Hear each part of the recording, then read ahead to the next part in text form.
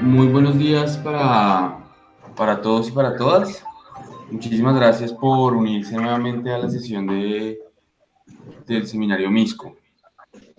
El día de hoy nos encontramos con el profesor Pedro Galindo, que va a exponer su ponencia que se llama El contexto de la política petrolera, una aproximación compleja. El profesor Pedro Galindo es docente de la Universidad Nacional de Colombia, de la Facultad de Derecho y Ciencias Políticas. Él es profesional y magíster en Ciencias Políticas de la Universidad de los Andes. Es doctor en Sociología Jurídica e Instituciones Políticas de la Universidad Externado de Colombia y fue secretario general de la Federación de Trabajadores Petroleros, FEDEPETROL. En ese sentido, pues, su trabajo permanente ha sido alrededor del petróleo y tiene una perspectiva muy interesante y compleja, por supuesto, a propósito de el enfoque que le hemos dado este semestre al seminario MISCO sobre la complejidad.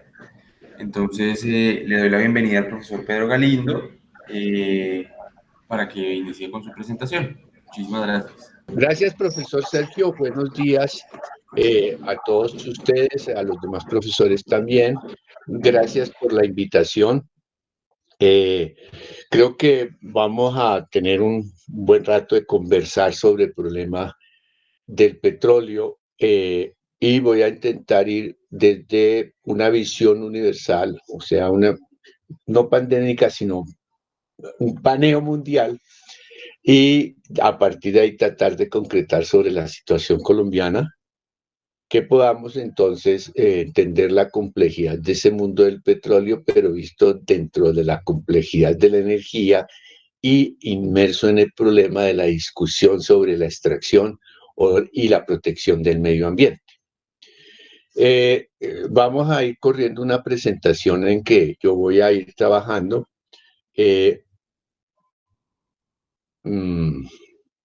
¿Ustedes la están viendo? No, todavía no. No, señor. Compartida la pantalla. ¿La tienen ustedes? ¿Ustedes desde ya la ponen? No, tú la pones para que puedas Es que no veo por manipularla. dónde presentar ahora. Sí, Presentar señora, ahí en presentar ahora y selecciona la pantalla y te le hacen compartir. toda la pantalla, una ventana, pantalla croma. No lo encuentro. ¿Una En ventana? la esquina inferior derecha hay un icono que dice presentar ahora. Listo. Y ahí voy a una ventana. Sí, y ahí buscas la ventana en la que está la presentación. Pero yo la tengo abierta y ¿por qué no la veo? Ay, qué pena con ustedes, pero es que esto... Buenos días, Pedro. Mira, te voy a compartir pantalla y te voy a indicar desde ahí cómo debes hacer. Bueno, listo. Voy a intentarlo hacer así, a ver. Lo que te está diciendo, Sergio, si tú estás viendo acá la pantalla, es en esta parte donde estás señalando la mano. Ahí estaba. Dice, estás presentación, le das clic ahí.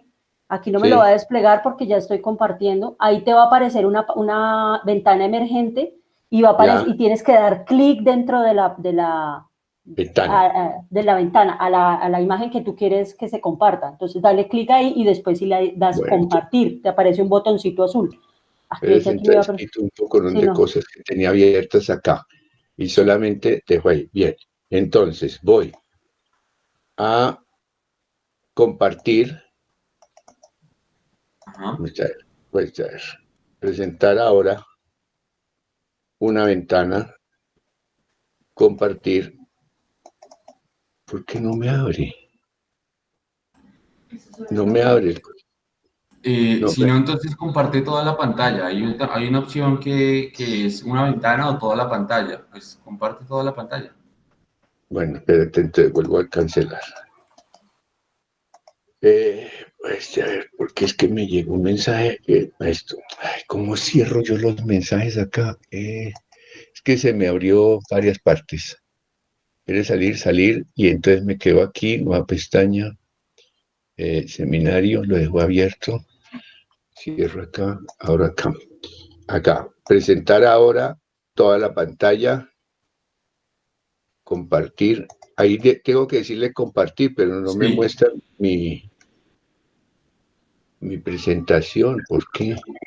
Si la tengo abierta. No, entonces, espera, Alejo, entonces Alejo, ¿será préstela ya. que la puedes compartir tú, hermano?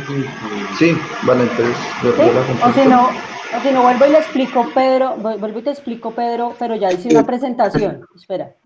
Mira, Pedro, Sí, aquí señora. te aparece esta imagen así, acá tú le das presentar ahora toda la pantalla entonces, como te está diciendo Sergio. Después tienes que darle clic dentro de la ventana, dale clic y ahí se te pone este botón azul. Mira, se pone así. Ah, ya listo. ¿Sí? Y ahí sí le das compartir cuando se pone azul y ya. Bueno, listo. Listo, entonces dale, ahora sí. Entonces, compartir. Estás presentando tu pantalla a todos, Listo, ahora sí. pero Ahora no busca encuentro. la ventana en la que está la presentación. Espérate, aquí la Ay, está, dejarme, ahí. ¿Ya? ya apareció. ¿Ya la tienen allá? Listo. Bueno, qué pena con ustedes. Bueno, entonces les decía que vamos a ir con nuestro contexto de una política petrolera, pero en el método, tratando en el método que ustedes están trabajando, una aproximación compleja. Y entonces tenemos que empezar por hacernos una idea ahí sí, del mundo. Lo que tienen ustedes ahí es una foto tomada en 1982, con satélites, con una tecnología que para nosotros es como normal, pero que en esa época era una cosa fantástica, porque está tomada entre los meses de marzo y octubre de ese año, y lo que hacen es una gran selección, un gran tamizaje para poder ver el mundo visto de noche. Nunca nos pudimos entender qué querían hacer la NASA con ese mapa y para qué se iba construyendo. Pero nos da una idea de qué estaba buscando. Duramos casi 10 años tratando de identificar cómo leer ese mapa. Hoy sabemos para qué lo hicieron. Cuando ustedes lo ven, uno podría hacerse varias imágenes de eso. Uno podría decir que lo que hay ahí es el mundo de noche, pero como es un tamizaje de más de 6 meses, uno podría decir de noche dónde, para verlo todo a la vez, pero también uno podría decir lo que hay ahí es las carreteras, o podría uno decir las fábricas, o otros podrían decir, no, lo que quieren medir son los grados de contaminación. Después de mucho tiempo, lo que hicimos fue algunos mirar en el equipo que estábamos tratando de observar eso.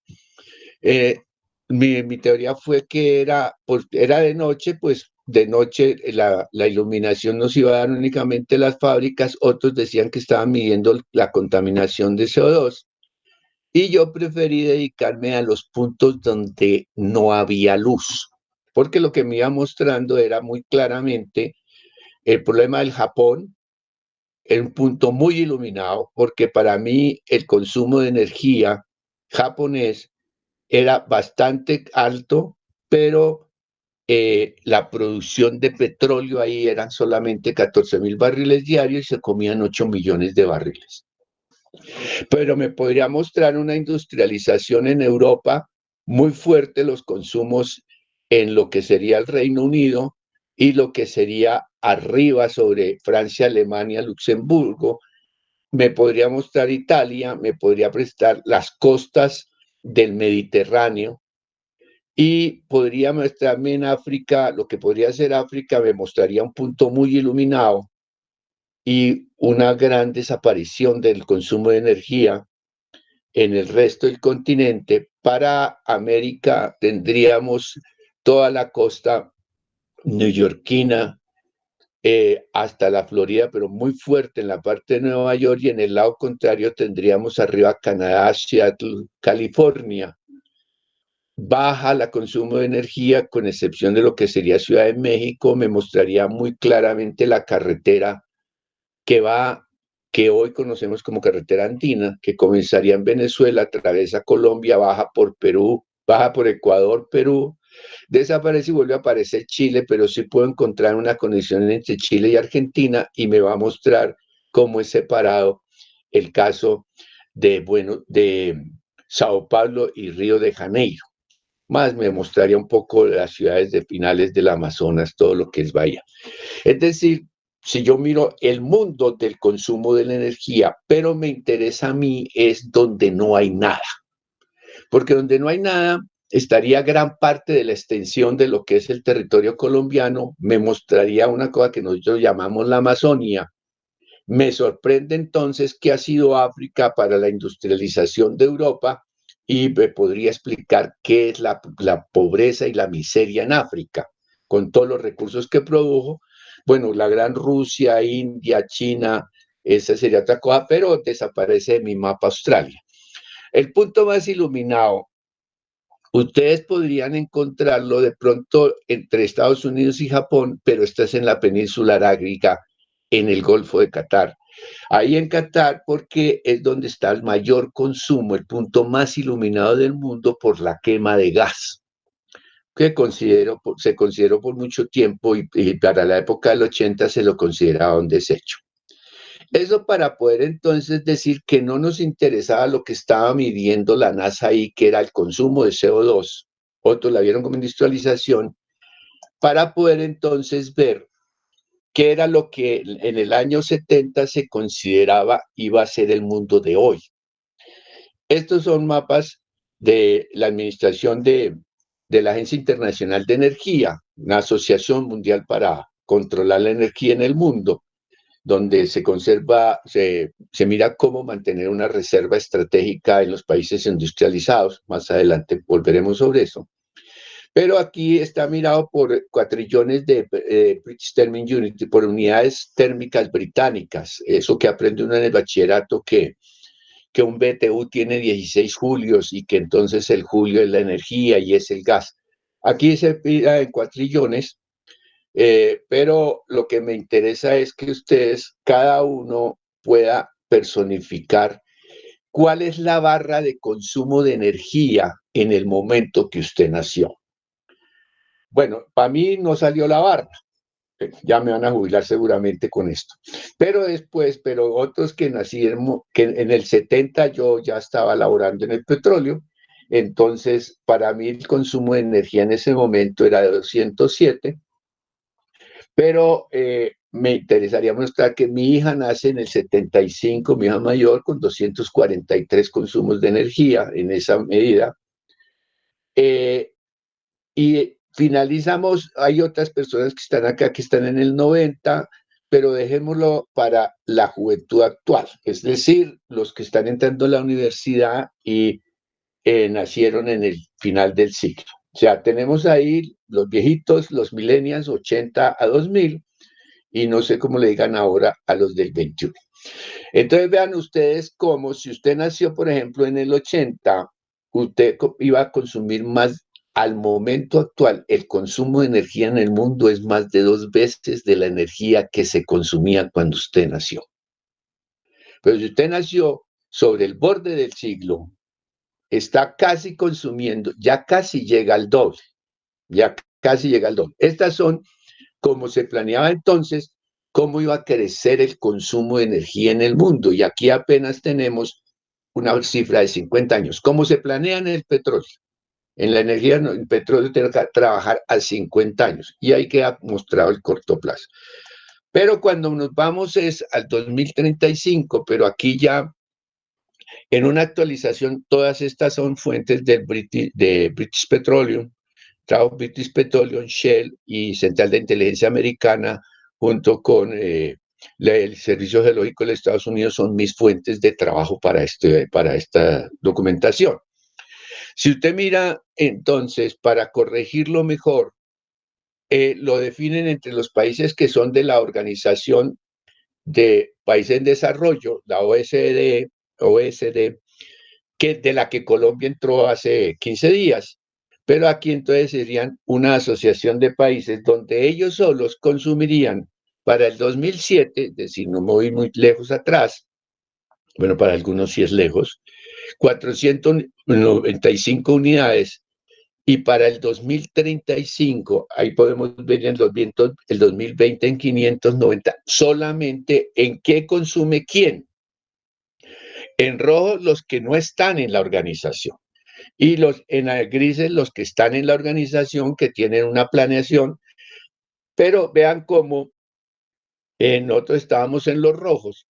Me interesa la columna en su totalidad del mercado mundial de la energía, donde usted estaba en 495, para el 2020 está usted creciendo sí, un 25%, pero para el 2035, o sea, a 15 años estaremos llegando a una situación altísima de consumo de energía, donde necesitaremos 739 cuatrillones de unidades térmicas británicas, es decir, medida inglesa.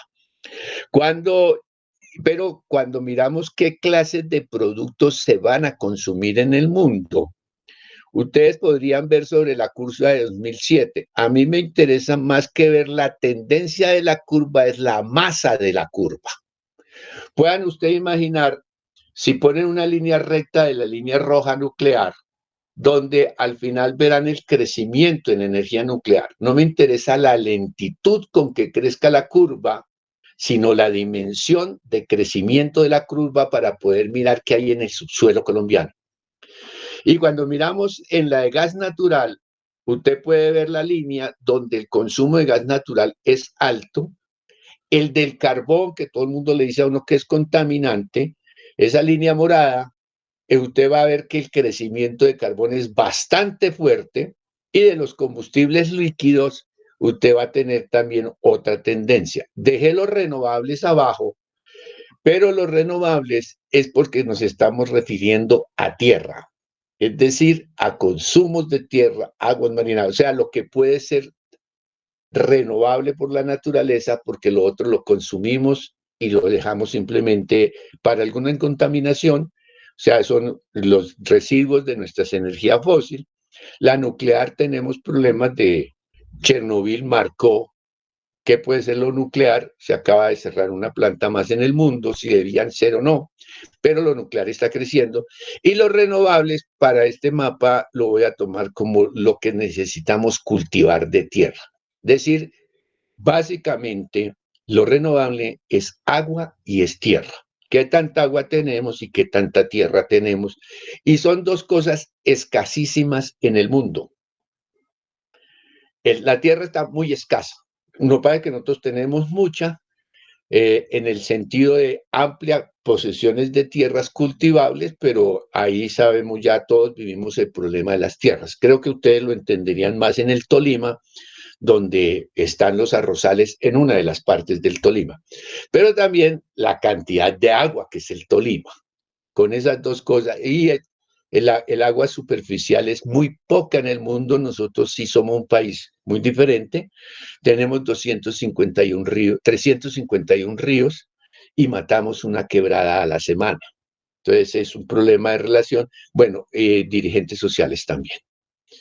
Cuando nosotros vamos a la siguiente, siguiendo la misma fuente, ya más actualizada, me interesa entonces mostrar el otro elemento, que es a cómo es el precio del petróleo. Este es un escenario Shell, donde tomado sobre lo que llamaron crisis de los precios del petróleo, porque hubo una caída de $100 a $55 en los mercados mundiales, donde para poder hacer una planeación al 2035, en el caso Shell, usted tiene que tener una perspectiva de rentabilidad para poder manejar las inversiones. O sea, ¿cuánto necesito yo tener del precio internacional para poder entonces decir qué tipos de tecnología uso, qué desarrollo tecnológico necesito incorporar y mirar toda su comercialización?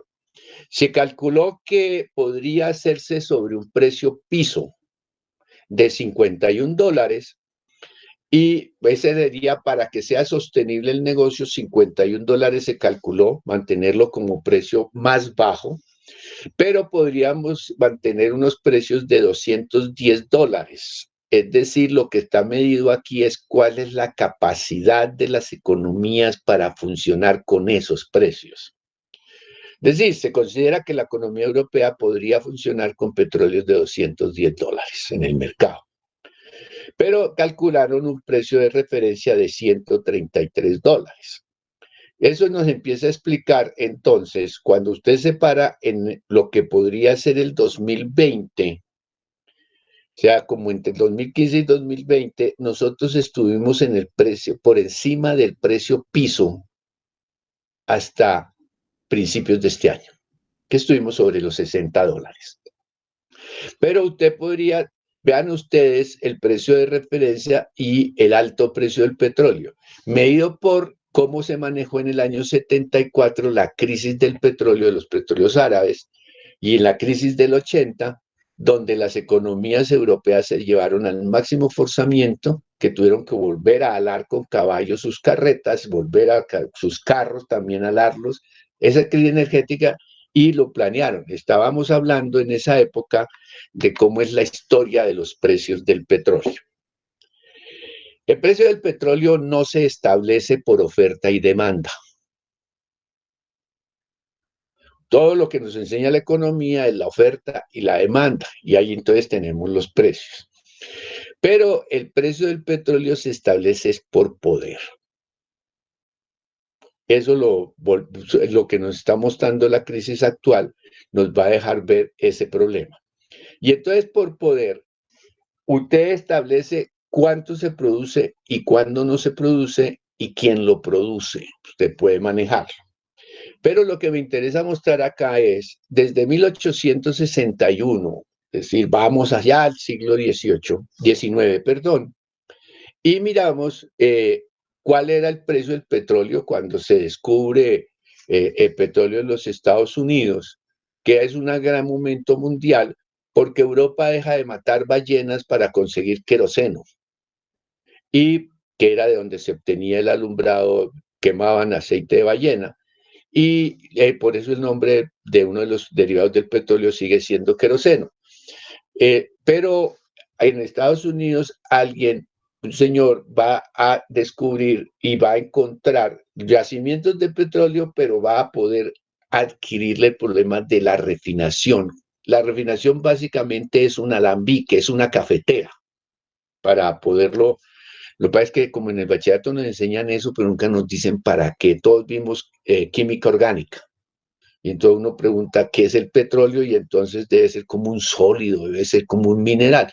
Es materia viva, es energía, es biología, son detritus, son evoluciones de la naturaleza. Por eso la química es orgánica. Son organismos lo que forman el petróleo. Pero uno a veces no sabría defender si es un mineral o un animal o un vegetal. O sea, eso nunca nos lo enseñaron. Pero en esa cafetera usted, en la naturaleza, la olla express de la naturaleza, por miles de años, logró condensar eso. Nosotros lo que hacemos es ponerlo a calentar y produce vacíos, llaman en la refinación, es decir, lo que sale por encima y el conchito del café, que es el abono. Pero es para muchas cosas que lo utilizamos. Si me vuelvo a mi programa original, en el año 70, en los procesos de refinación se obtenían 300.000 productos. En el proceso petroquímico, en el proceso de la descomposición química del hidrocarburo. Y a partir de ahí ya vienen, entonces son procesos físicos. Pero la ropa que usamos, los esferos, el cocinado de los vidrios, los computadores están llenos de petróleo. La silla, por dicho, ropa de algodón usamos muy poco ahora, pero toda es componente de plásticos, de derivados del petróleo en los procesos de refinación. Después lo que tenemos es procesos físicos de dureza, de flexibilidad. Pero estamos en un mundo lleno de petróleo, es decir, mi camisa es petróleo, mis guantes son petróleo. Y el computador que hablo son petróleo, oro, coltán, muchos recursos del subsuelo. Pero entonces, si nosotros volvemos, cuando está el boom de Pensilvania, el petróleo se logró, en el origen, en esos viejos billetes, se logró disparar a $8, pero después va a mantener siempre su precio sobre $1. Es decir, de centavos, que fue como empezó el señor Rockefeller, lo que tenemos allí es la manera de análisis económico donde dicen a valor presente neto nosotros tendríamos esas curvas.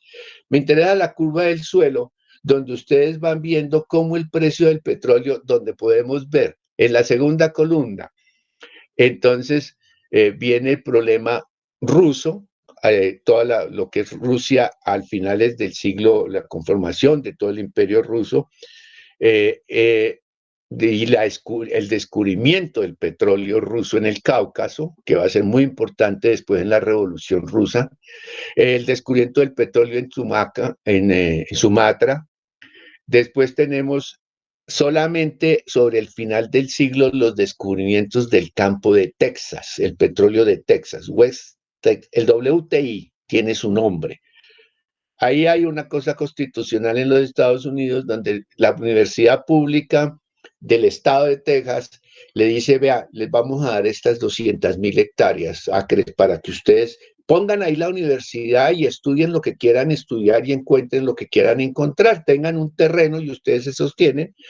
La Universidad de Texas se puso a explorar el subsuelo y encontró unos ricos yacimientos petroleros que la sostienen. La biblioteca más importante, donde están todos los libros de América Latina, para hacer una tesis de América Latina hay que ir a la Universidad de Texas. Está de las bibliotecas más completas del mundo sobre América Latina. Y usted vuelve a encontrar otro subidita de precios, o sea, a dólar. Cuando hay otras, empiezan las exportaciones de los Estados Unidos y va a encontrar nuevos descubrimientos tejanos y va a encontrar, me interesa es llegar sobre el final de la curva cuando se presentan las crisis del canal del Suez en la década del 60. Es decir, una guerra que termina la guerra mundial, ahí puede uno ver las variaciones de la guerra, pero cuando nos metemos entonces ya en la década del 60 sobre la creación del Estado de Israel, el manejo de Turquía, el problema turco, las fronteras de la Guerra Fría, usted va a tener otros problemas hasta que viene octubre de 1974, la guerra del Yom Kippur. 10 países árabes se unen para bombardear Israel y definen el embargo petrolero. Es decir, el petróleo es nuestro, usted no puede seguirlo sacando, el petróleo es nuestro y ya no vale $1. Me hace el favor y lo venden a $2, lo venden a $3, lo venden a $5, lo venden a $13. Y entonces, cuando empieza eso, una economía que estaba montada sobre toda su industrialización, sobre precios de 1.30, ahora está a precios de $13, donde las royalties o las regalías eran correspondientes a un porcentaje, es decir, a 10%, por ejemplo, usted tenía 11 centavos en un barril como regalía, ahora lo tiene a $13 y tiene $1.30. Las economías árabes se van a dinamizar, van a multiplicar sus ingresos y son casi que exclusivos y entonces han podido armarse, han empezado esa guerra que tenemos ahí, ese punto de conflicto que es Turquía, Israel, con el paso de todo el tránsito que hay entre Oriente y Occidente, y se desatan las nacionalizaciones, la revolución iraní eleva el precio a $39, o que estamos en unos periodos donde teníamos petróleo a $1, ahora lo tenemos a 39,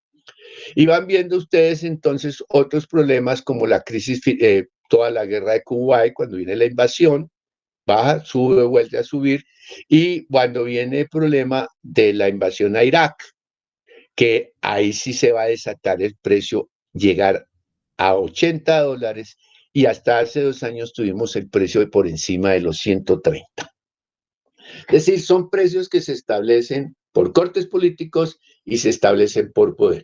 ¿Cuánto necesito yo que se produzca en el mundo para mantener mi tasa de ganancia, para mantener mi abastecimiento de recursos y para soportar mi economía si es petrolera o no? Por ejemplo, ¿cuál es la discusión que hay estos días? Que necesitan bajar de 100.000 barriles diarios que salen al mercado mundial, 100 millones de barriles diarios que salen al mercado mundial, hay que bajarlo a 65 para poder volver a subir el precio, para poder mantener las inversiones y las tasas de ganancia. Ya con eso, que es una de las cosas por donde nos muestran el petróleo, entonces miremos el problema de los recursos que necesitamos hoy en el escenario Shell a 2050. Petróleo se planea a 50 años, vuelvo y lo digo. Pero ahí sí me interesa ya no mirar el solo problema del petróleo, que sería el marcador energético. Ya dijimos algo de agua, algunas cosas, pero miren ustedes las columnas no por tendencia, sino por corte. Vean ustedes cómo de petróleo, el petróleo a 2050 vamos a tener un incremento sobre el año, sobre este año y la década siguiente, toda la década, 20 a 30, pero se espera que en los 40 empiece a bajar. De gas, lo mismo. Si ve que hidrocarburos, petróleo y gas los vamos a tener altos de consumo en la década del 20 y la década del 30, pero una cosa que nos dicen que es altamente contaminante es fundamental, es el uso del carbón. El carbón, que lo vemos casi como un mineral, también es materia orgánica. Son las viejas calaveras de los dinosaurios, por dicho, cuando uno va a las regiones del río Magdalena, donde todavía encontramos fósiles que los vemos como piedra, son evoluciones que pasaron a piedra, pero otras que pasaron a petróleo, cuando quedaron atrapadas en la olla de la naturaleza. Para decir un ejemplo, el 95% del carbón que se exporta de Sudamérica sale de Colombia.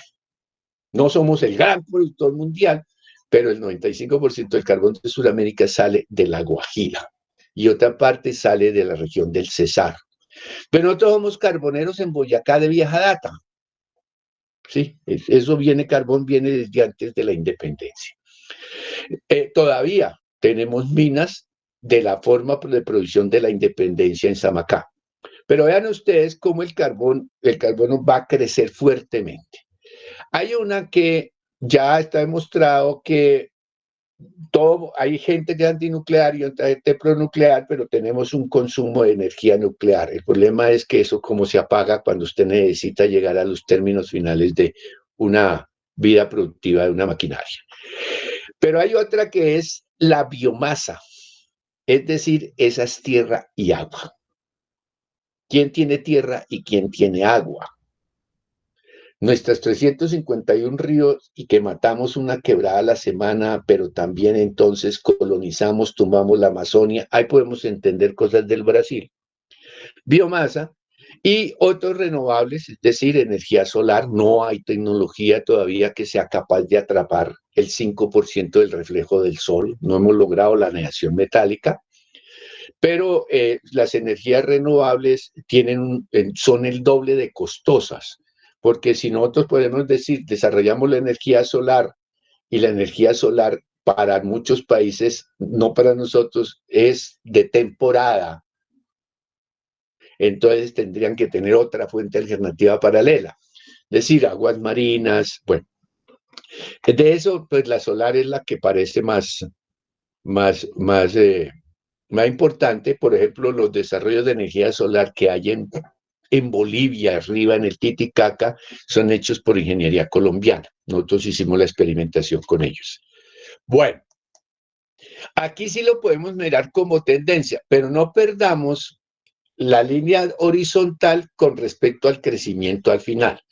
Y vean entonces cómo aquí donde hay que poner el ojo, en los países que no eran para el momento de la planeación en la OECD, en los países que están en vías de desarrollo, donde si usted pone la línea 2020 donde estamos y le pasa una recta, ve usted el crecimiento de energía, casi que nos vamos a tener que doblar de energía para el año 30. Cuando lo pasa, ¿a qué? Porque es que cuando usted pone una línea sobre la otra, pierde entonces un poco la tasa de crecimiento, donde sí queda muy importante cómo vamos a buscar gas y cómo nosotros, carbón es importante, y vean ustedes que la curva de agua en realidad con respecto al año 90 se dobla y aparecen los renovables, que ahí es donde está la gran pregunta. Y aquí entonces, ¿cuál es la estrategia que hay en el manejo mundial de la energía?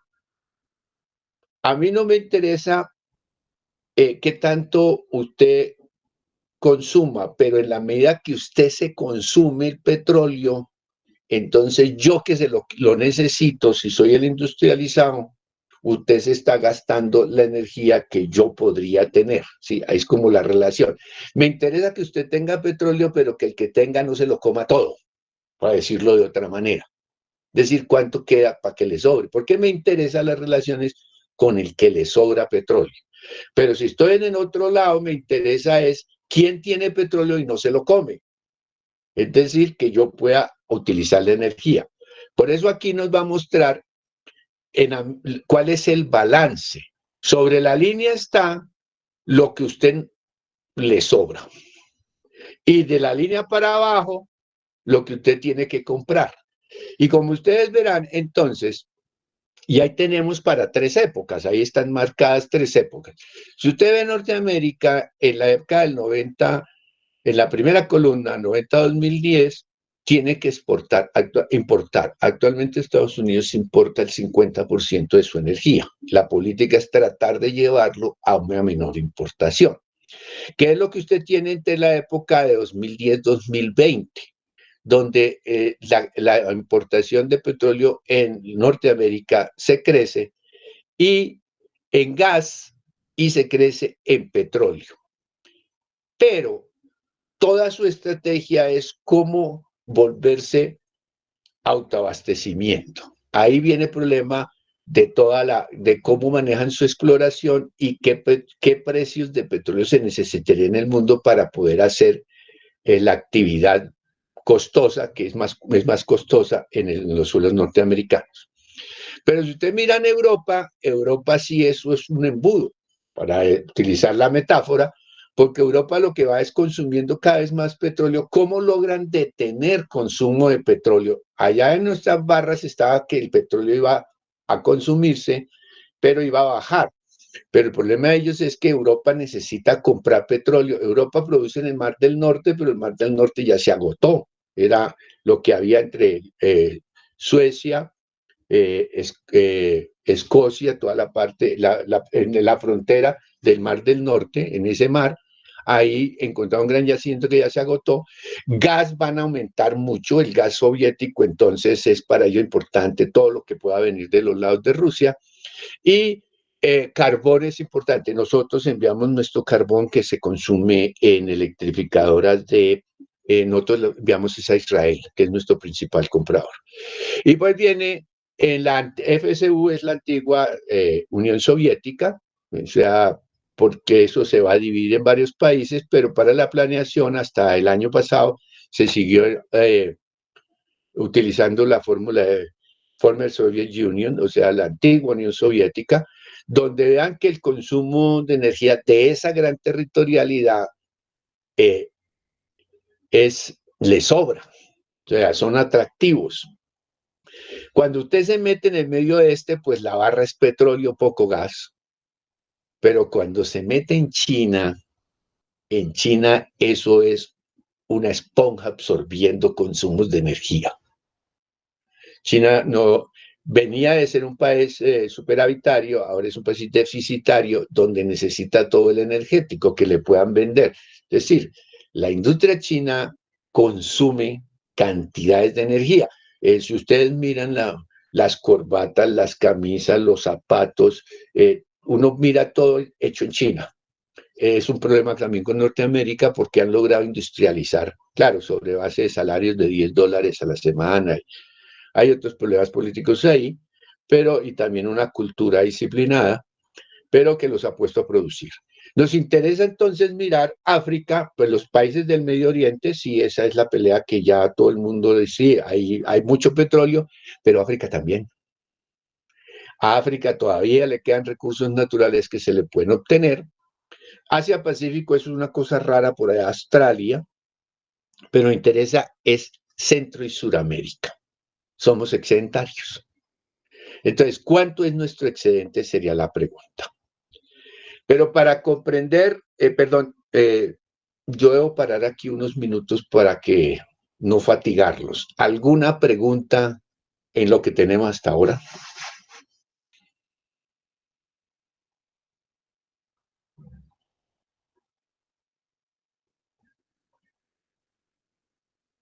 Yo en clase utilizo un dicho, un poema que aprendí de niño que digo, patria te adoro en mi silencio mudo. ¿Quién quiere preguntar, perdón? Parece que por ahora no. ¿No? Bueno, listo. Bien, es como para respirar un momento porque es que hacer clase con un televisor es muy difícil para mí. Bueno, entonces nosotros pensemos nuestro continente, o sea, mirado el panorama mundial, pensemos nuestro continente.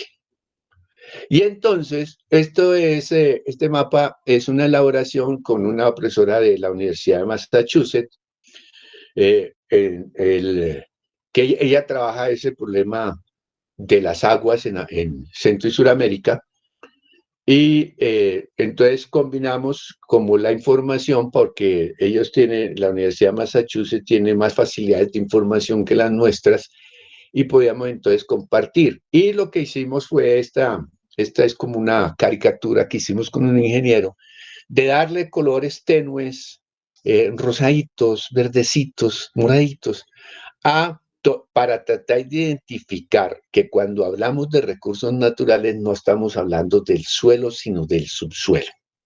Eso es lo complicado de explicar una política petrolera, porque estamos viendo algo que nunca, pues estamos analizando algo que nunca vemos. O sea, si nos preguntan de qué color es el petróleo, quedamos perdidos. Pues debe ser negro, debe ser amarillo, debe ser azul petróleo. Pero lo que pasa es que el petróleo se mide según su composición química, cómo descompuso la naturaleza los elementos.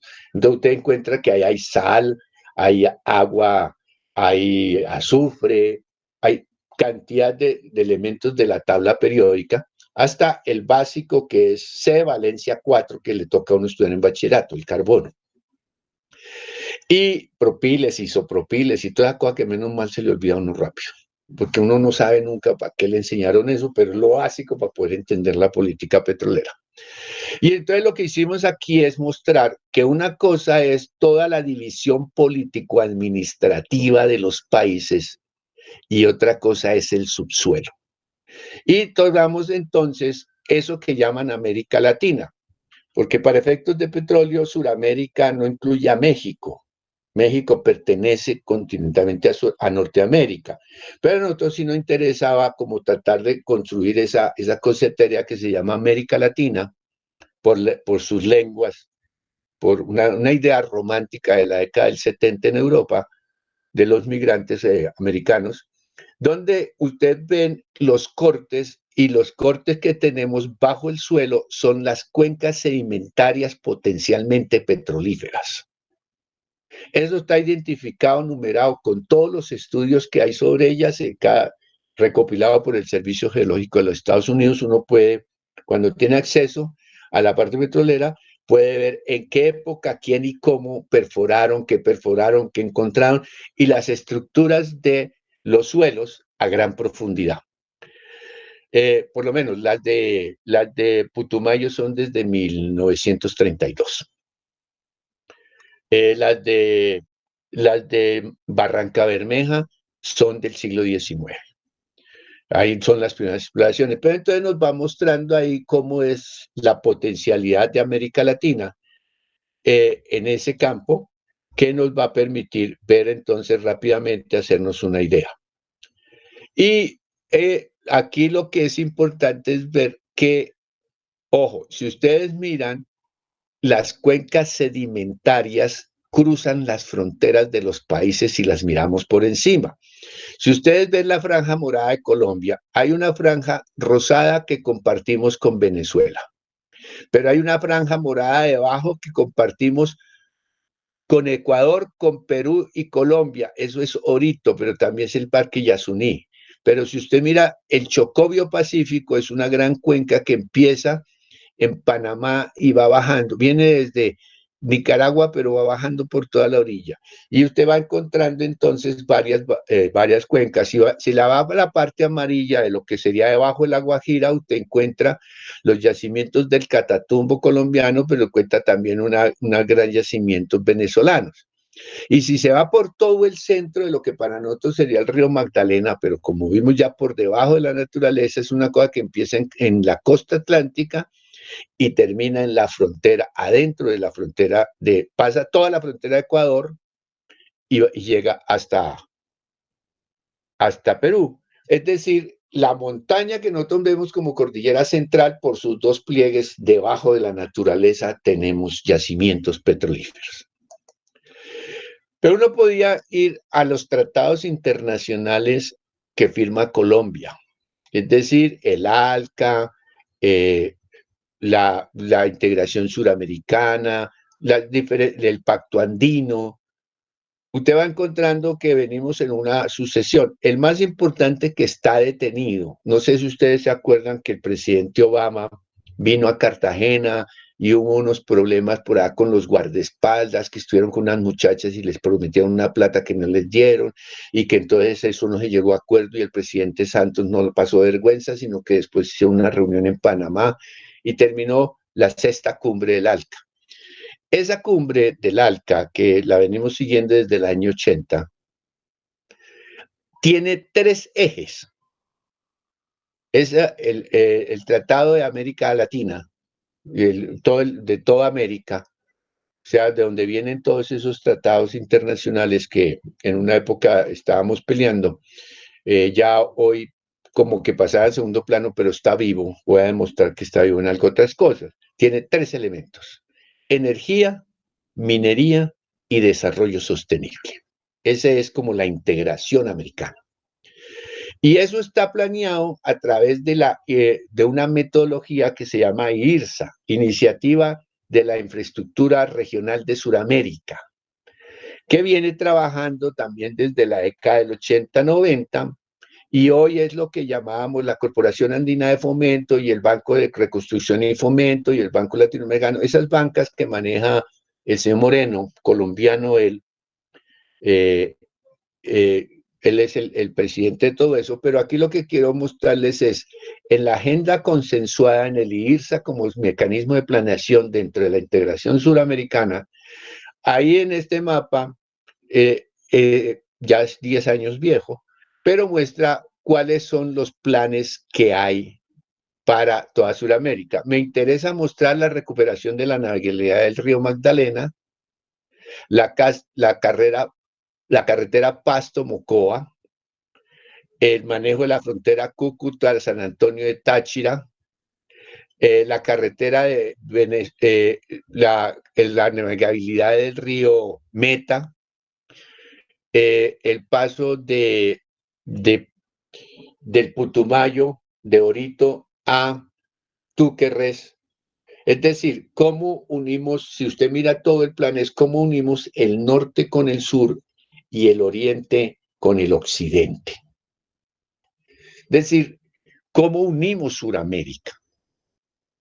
Y entonces aquí usted va encontrando toda la cantidad de proyectos, son 72. Este sí es un macroproyecto, un megaproyecto.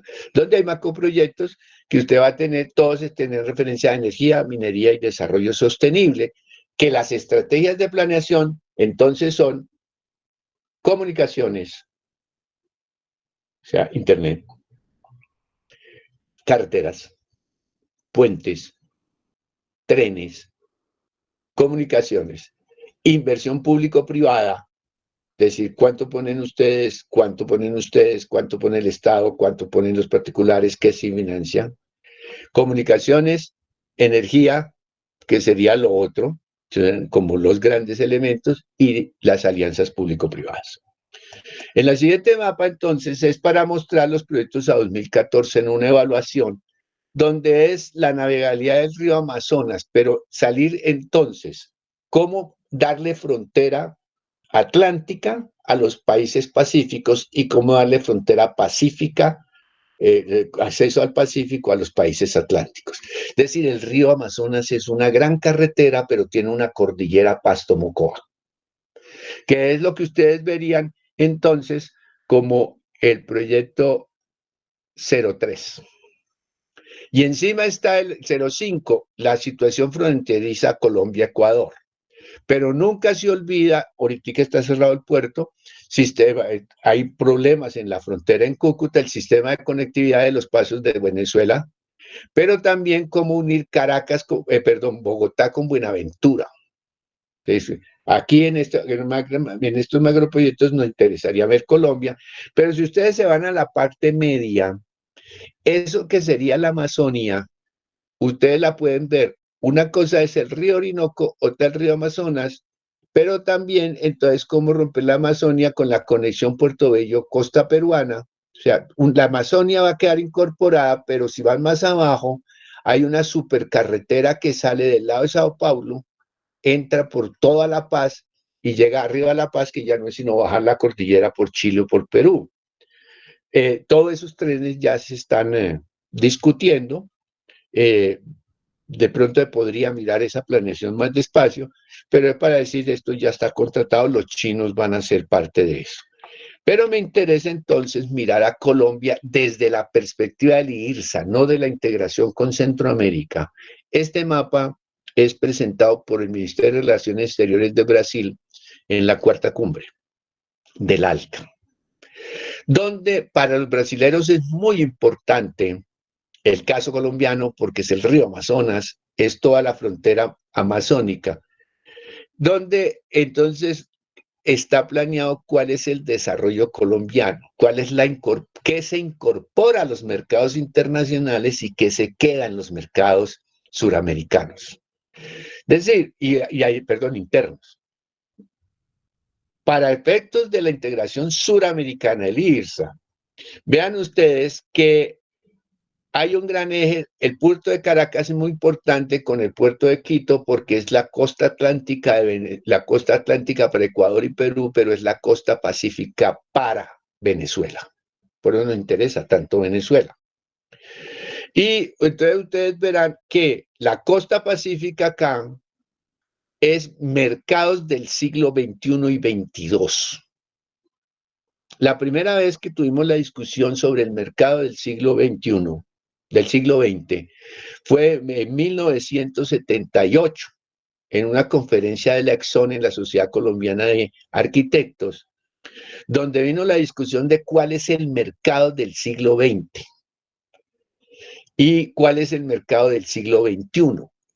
Esos mercados que teníamos el siglo pasado eran mezclados para venderle a Europa. Todavía dependemos, somos un país cafetero y vendemos café, competimos con el té. Ese es nuestro escenario mundial y ese es como armamos nuestra estructura. Por ejemplo, para nosotros es muy importante el precio de la relación oro-dólar porque marca a cómo nos van a pagar el café y necesitamos en relación al dólar a cómo está el cambio para poder entonces mirar nosotros nuestra política cafetera, que es la estructura económica. Pero nuestra exportación es petrolera. Pero entonces, a nosotros, ¿qué nos interesa y cuál es el mercado del siglo actual?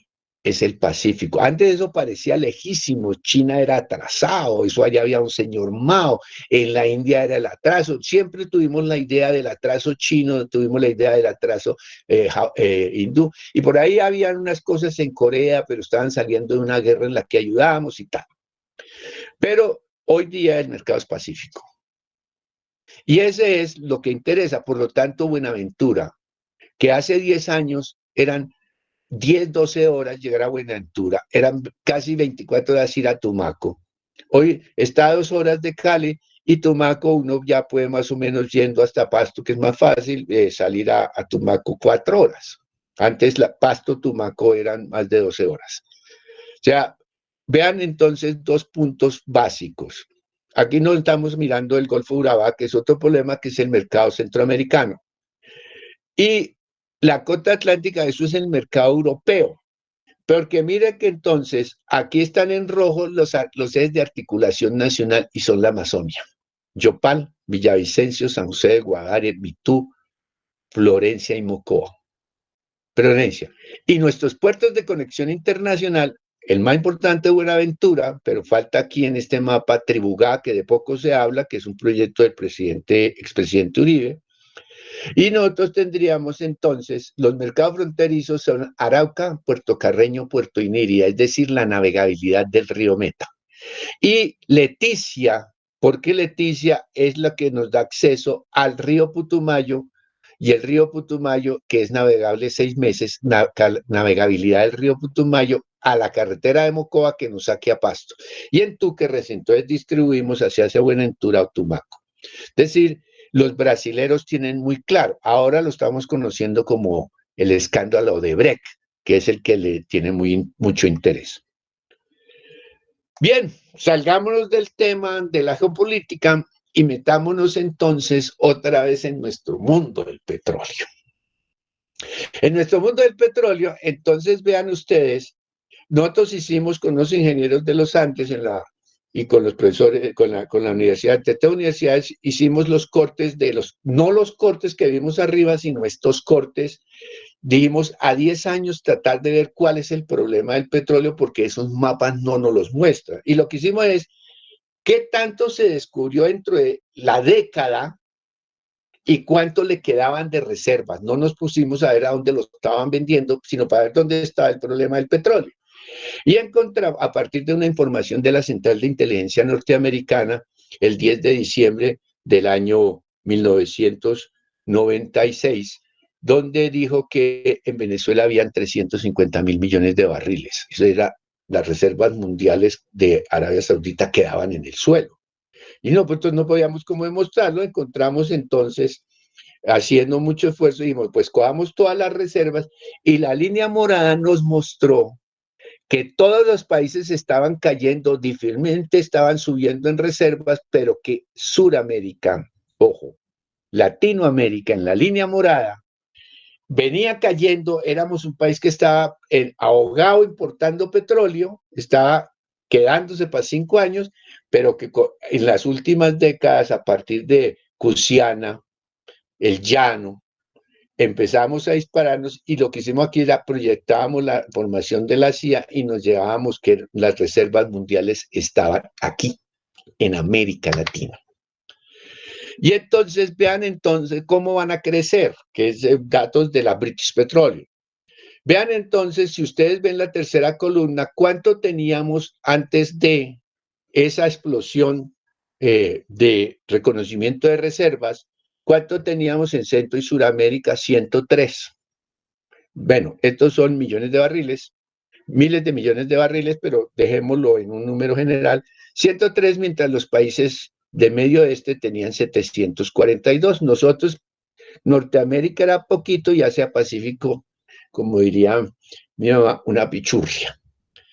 Cuando miramos la torta, estábamos en que en América Latina nosotros teníamos el 8.4 de las reservas mundiales, que en ese momento eran 1.141 unidades. O sea, ya dijimos con miles de millones, British Petroleum. Pero para el año 2008, cuando se empezó a decir, nosotros empezamos a crecer.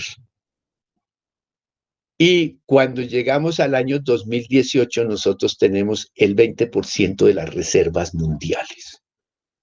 Es decir, no somos un país chiquito. Al mirar la barra de lo que hay en reservas en Centro y Suramérica,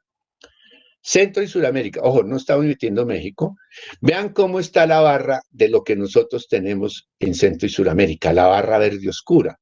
Y aquí se muestra entonces, en la curva a la derecha, va a mostrar cómo nosotros somos países que están creciendo, y va a mostrar qué países están decayendo, y nos puede mostrar la curva verde norteamericana, verde claro, cómo viene cayendo hasta el año 2018, que está este dato. Y vean, entonces nosotros tenemos una declinación, pero somos el único país que estamos creciendo en el mundo. Europa está pegada al suelo, Asia Pacífica no despega. La línea morada lo que nos muestra es la antigua Unión Soviética. Vean, ahí y hay una línea negra muy pálido, que es como las reservas mundiales de petróleo. Eso para poder decir que este es el mapa petrolero colombiano. Lo que está en rojo son los yacimientos activos. Lo que está en amarillo son los contratos de búsqueda de petróleo. Y lo que está en colores cafecitos son lo que está ofreciéndose en ofertas. Y lo que está morado está pensado para hacer otra ronda. Este es el mapa AN de la Agencia Nacional de Hidrocarburos 2011. Pero ya vimos entonces, aquí en este mapa sí están las islas de San Andrés y Providencia. Nuestra territorialidad continental es de 114 millones de hectáreas, pero es más grande nuestras áreas marinas que nuestras áreas continentales. Y si ustedes miran todo el problema de las islas y miran la costa atlántica y miran la costa pacífica, nuestros potenciales petroleros aumentan. Dicho de otra manera, este es el mapa de las cuencas petroleras en la que se hizo toda la exploración que mostró el incremento de las cuencas. Este es el mapa del Servicio Geológico de los Estados Unidos de la década del 80. Donde ustedes vieron, si nosotros miramos la isla de Cuba, aquí decíamos, aquí hay problemas, pero está todo el problema de la costa atlántica. Un ingeniero colombiano ya murió, Manuel Upegui. Manuel Upegui hizo, antes de morir, unos estudios de cómo trasladar gas de la costa atlántica colombiana por medio de las islas hasta el sur de los Estados Unidos. Y cómo trasladar gas a partir también de la parte continental por Panamá, Centroamérica, al sur de los Estados Unidos. Eso fue un plan de los planes de la Asociación Latinoamericana. Eso es Quedan 15 minutos.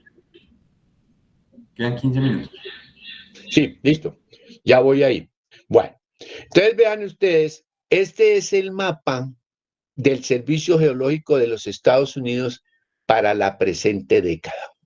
Vean cómo se transforma. Servicio Geológico de Estados Unidos en la década del 80, exploración petrolera. Donde ustedes pueden ver la cuenca 25, 24 y 12, la 23, 22, 21. O sea, cuáles se van a explorar, pero va a mostrar toda la riqueza, cómo van buscando 126 mil millones de barriles, 679 mil trillones de pies cúbicos de gas en 31 cuencas geológicas.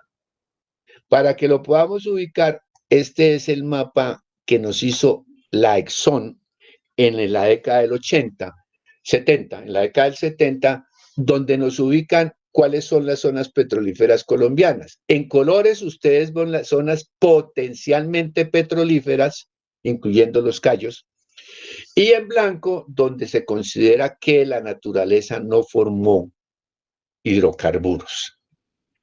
Para ETS, entonces, ¿cómo eran nuestros mapas antes de que entráramos en el nuevo sistema? Y lo que nos muestra este mapa es para poder mostrar cómo la exploración se venía haciendo en el Magdalena Medio y en la cordillera. Algo bajamos hasta el Tolima, pasamos y llegamos otra vez sobre toda la cordillera, pero 3 años después nos va a mostrar cómo la exploración empezó a difuminarse, cómo empezamos a tomar el llano. Hay problemas ambientales para tomar la Amazonia en su parte baja, pero eso lo hacemos a través de Perú.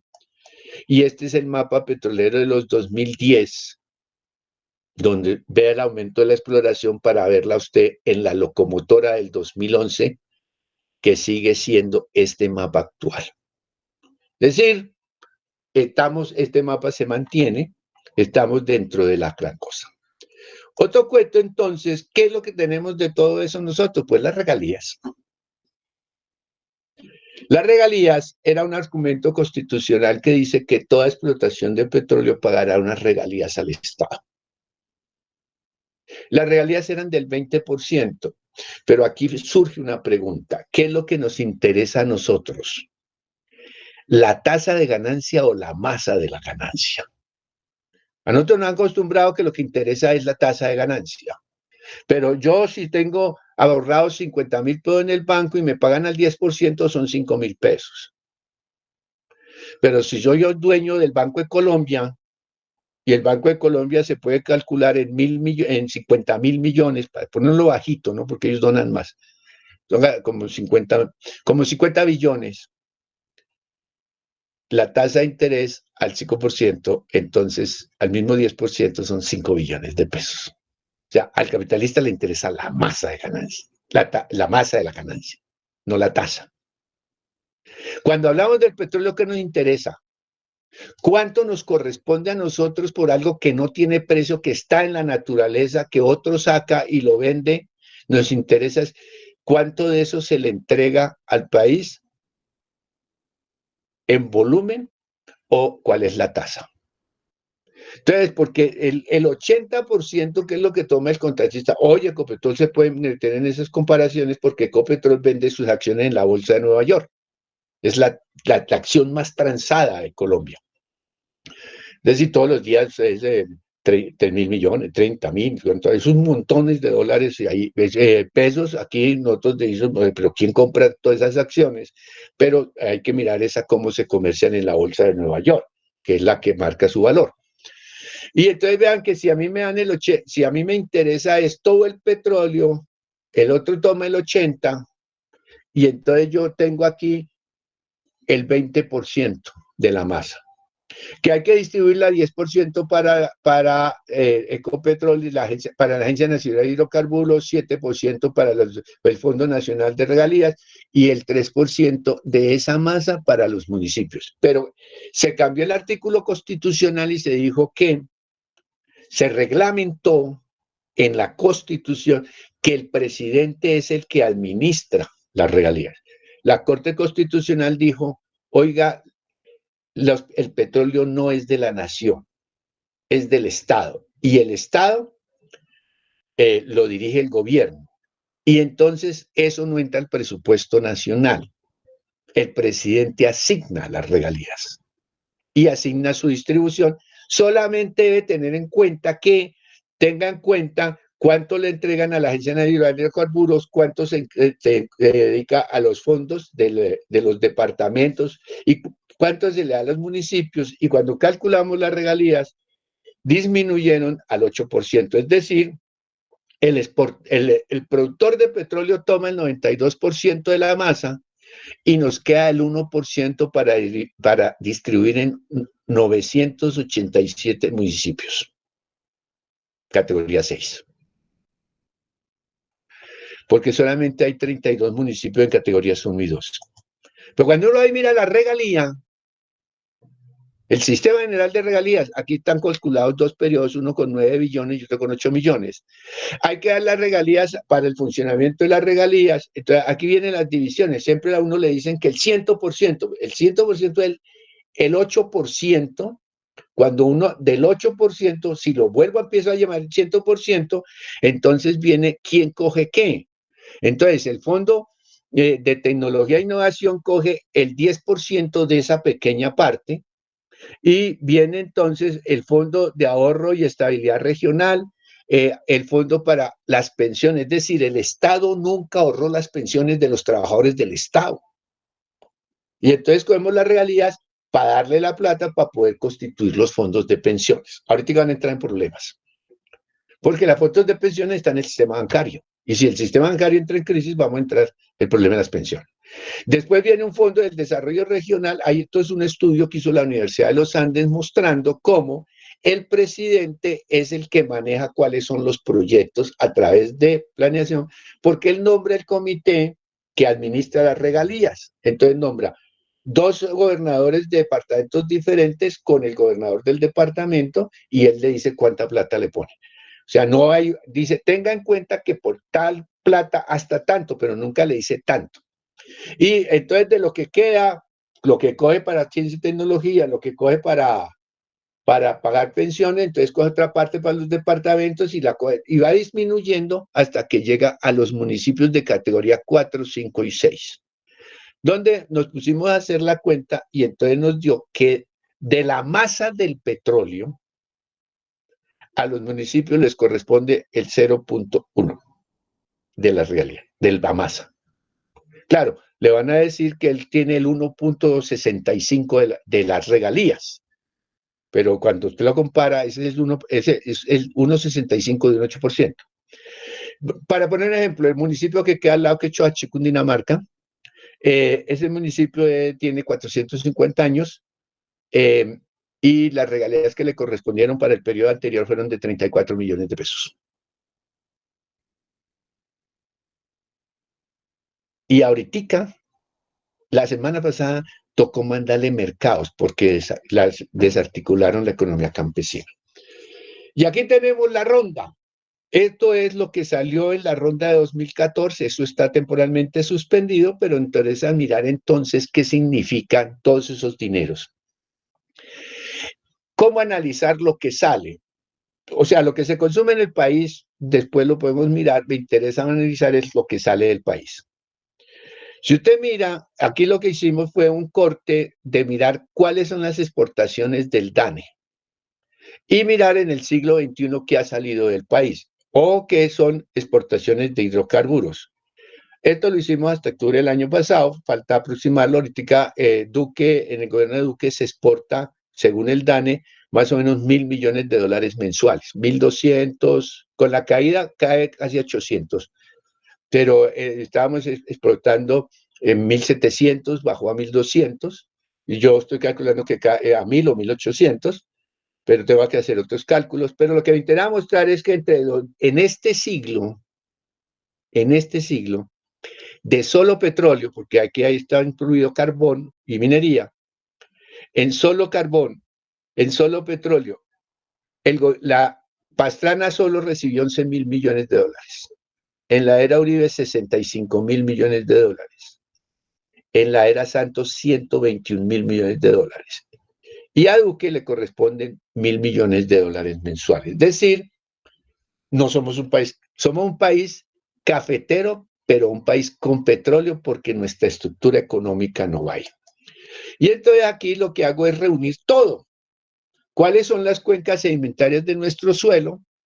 ¿Cuáles son los contratos petroleros? ¿Cuáles son las zonas productoras del país? Pero me interesa mirar las regiones. Este es el Banco Interamericano de Reconstrucción y Fomento, el Banco Mundial. Nos hicieron el estudio de cómo es la competitividad de nuestras regiones para la articulación del mercado internacional. Esta página lo bajé la Presidencia de la República, es como se hace la planeación en Colombia, porque terminamos hablando de regalías y que todos vamos a vivir del petróleo, y entonces nos muestra los niveles de desarrollo. Diversidad clase mundial, o sea, que son clase mundial, competitivos, Valle, Antioquia, Atlántico, Bolívar y Bogotá, ciudad-región. Que se pueden especializar en algo, pero que ahorita está parado. Santander, zapatos, cuero. Boyacá, Risaralda, Caldas, Quindío. Es decir, Santander, Boyacá y la zona cafetera, porque es el antiguo Caldas.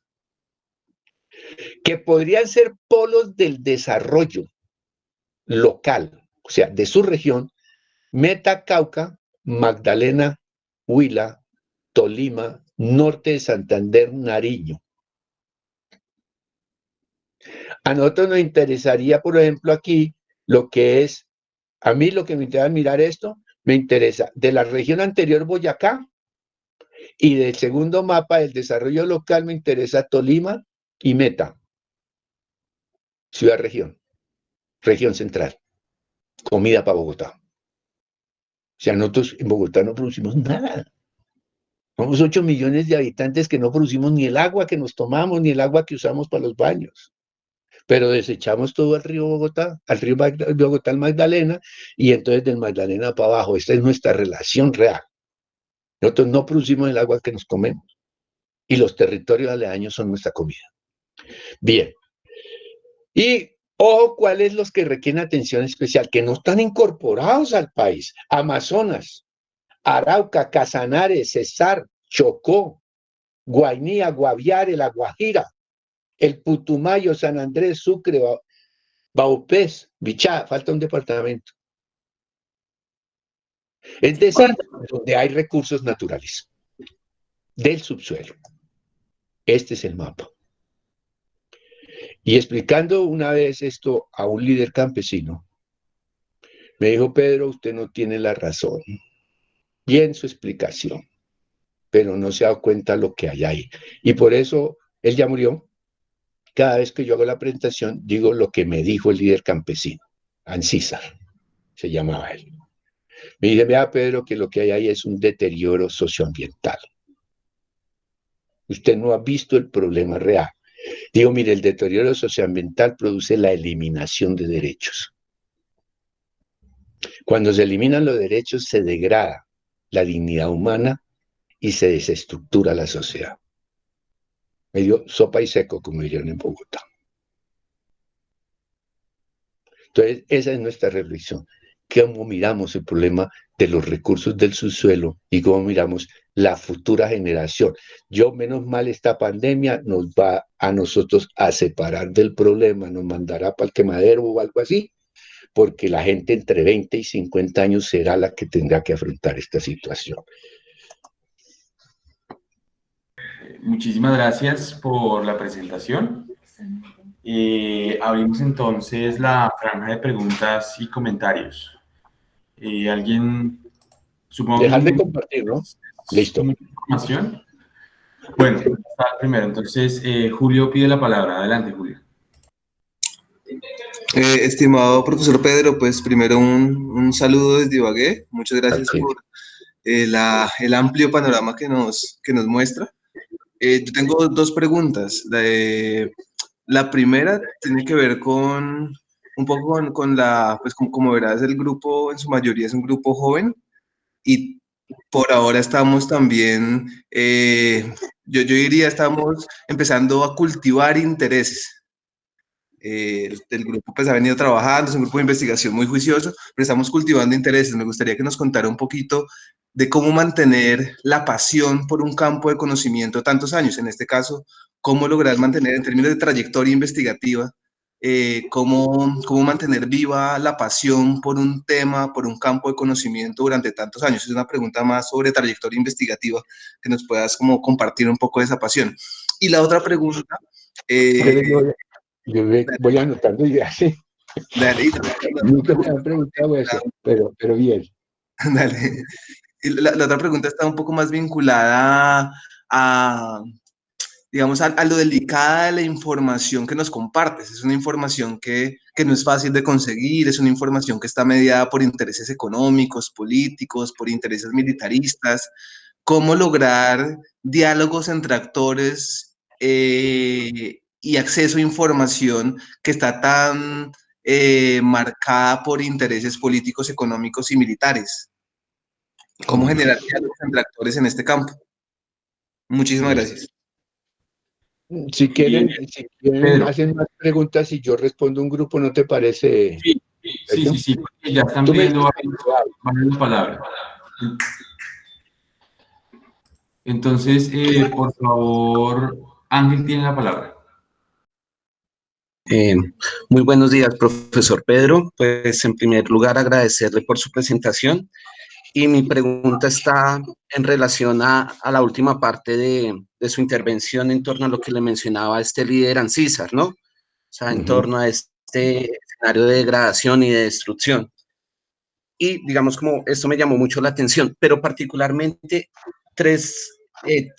dos cosas que usted presentó. La diapositiva 14, cuando su merced hablaba de esto de todos los proyectos que hay de conexión de América Latina, unir el Atlántico con el Pacífico, las carreteras, la Amazonía. Otra diapositiva cuando su merced nos comentaba lo de las reservas que existen, Centro y Suramérica, y casualmente también cuando su merced empezó su exposición, vi lo primero que salió en noticias es que los precios del petróleo están subiendo. Yo quisiera saber cómo leer toda esta información. ¿Es bueno para nosotros? ¿Es malo para nosotros? O sea, todos estos proyectos, todas estas cuestiones, qué conexión, qué carreteras, ¿cómo leer esa información? ¿Es positivo? Digamos, esa sería mi pregunta. Listo. María Isabel, tienes la palabra. Buenos días, profesor Pedro. Muchísimas gracias por su conferencia y por su tiempo hoy. Yo tenía una pregunta, pero más como hacia la actualidad y hacia lo que nos está pasando. Y era si usted consideraba que en la complejidad de todo lo que está ocurriendo en el mundo en este momento, con el tema del virus corona, con el tema de los precios ahorita del petróleo y lo que está ocurriendo en la industria petrolera, ¿es posible un mundo postpetróleo? Considerando también todo lo que usted nos ha venido a compartir en el día de hoy. Muchas gracias, profesor. Listo. Isabel llegó de primera, fue la primera que llegó. Catalina tiene la palabra. Gracias, Sergio. Buen día, profesor Pedro. Muchas gracias por su presentación y muchas gracias por el espacio. Mi pregunta iba un poco relacionada con lo que María Isabel estaba planteando y era justamente si estamos hablando de la explotación de recursos del subsuelo, lo que usted llamaba recursos ocultos, y en la relación que tiene justamente con las dinámicas de desarrollo vial, portuario, comunicaciones satelitales, energético, la relación con el mercado mundial, esos valores reales y simbólicos de esos recursos ocultos. Me pregunto si la construcción del futuro está justamente en la explotación de lo oculto, el petróleo, el oro, los minerales. ¿Qué podríamos hablar sobre la transición energética? Es decir, ¿cuál sería un panorama para nuestra América Latina frente a la transición energética y esa construcción o esa proyección de construcción del futuro que se sigue centrando en la explotación del oculto? Muchas gracias, profe. Gracias, Listo. Catalina. Pero entonces, si te parece, puedes ir respondiendo este primer ciclo y con estas respuestas. Bueno, no, antes de eso, entonces el profesor Hernán pide la palabra. Adelante, profe. Gracias, Sergio. Saludos, profesor Pedro. Muchísimas gracias por esa brillante exposición que nos deja a todos en parte deslumbrados, en parte preocupados, muy preocupados. Quería hacerle una pregunta sencilla. Imaginemos en este mundo post-petróleo de que habla, creo que María Isabel, yo lo pondría mejor. Imaginemos la época del post-virus. Sí. Si es que hay... imaginemos que en ese futuro va a haber un repliegue hacia las economías locales, es decir, que vamos a tener una situación en la que, sin ponerlo demasiado extremo, sálvese quien pueda, cada quien tendrá que ver cómo se defiende, y Colombia entonces tiene que regar internamente y comenzar a pensar su desarrollo en términos de sus propios recursos. El hecho de tener todas estas reservas, todos estos minerales, todo este mapa que usted nos planteó y que nos mostró con tanta lucidez de dónde estamos parados en términos energéticos, no significaría un plus tremendo para nosotros, no estaría ahí un potencial muy grande para poder desarrollar una economía autónoma. Gracias, profe. Listo, Gracias. entonces sería entonces responder este primer ciclo para ver si se abren nuevas preguntas. Bueno, esta mañana, cuando me llamó Sergio como a las 6 de la mañana, me hizo un comentario y entonces dije miércoles, y si me preguntan por el embargo petrolero y pues la cosa del precio del petróleo y la caída y tal, entonces yo cogí y rapidito, y está ahí las 5 filminas siguientes. ¿Cómo es que tengo que hacer? ¿Mostrar todo? No. Ahí en la esquina inferior derecha, presentar ahora, seleccionas la pantalla y luego le das compartir. Toda la pantalla. Compartir. Compartir. No, seleccionar, cancelar. Espera. Recuerda, Pedro, que tienes que darle clic dentro de la ventanita a lo que vas a escoger para que se ponga azul el compartir. Muestra, entonces. Espérese, su merced, es que si ve que el problema, si ve, ahí sí hay una distancia generacional bastante grande, toda la pantalla. Darle clic dentro de la ventanita negra esa, me sale compartir y dice busque la ponencia. Listo, ya estás compartiendo. Pero no la veo. Ahora tienes que seleccionar la ventana donde tienes la presentación. Espérate, que huepucha. Disculpen. Es que cerré la presentación y no la dejé abierta. Porque es que ahí le puedo resolver en un minuto la pregunta que es básica. Yo la he debido incluir antes. Y entonces, aquí ya está el gracias allá. Sí. Sí, señor. Vea, listo. A las 6:39 de la mañana, ¿sí? Vean, ahí está en ese cuadro cómo ha pronunciado el precio del WTI. El WTI es el mercado del Golfo de México, West Texas Intermediate, o sea, precio Texas. ¿Cómo es llevar petróleo a ese puerto? Es decir, costo, seguro y flete. O sea, se llama precio CIF.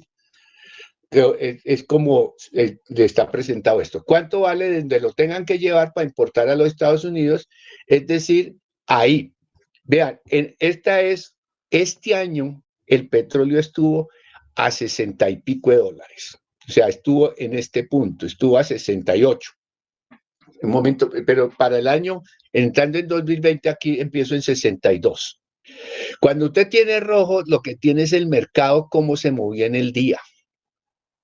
Y eso tiene que ver entonces con la geopolítica mundial. Y empiezan a discutirse estos precios de 62. Cuando usted mira de 40 para arriba, vean cómo empezó a caer el precio del petróleo. Cuando nosotros vamos a saber del coronavirus, estamos hablando del mes de febrero, pero ya se venía desde finales del año pasado, venía la discusión, pero el petróleo venía cayendo.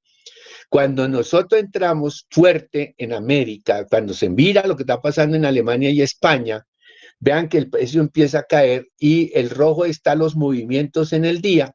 Y hoy a las 6:39 el petróleo con respecto al día anterior estaba cayendo, pero usted ve una barra roja larga ahí el 17 de mayo, 17, 18 de mayo, porque el petróleo que llegó a los puertos nadie lo quería recibir porque estaban copados los puertos, no había dónde recibirlo.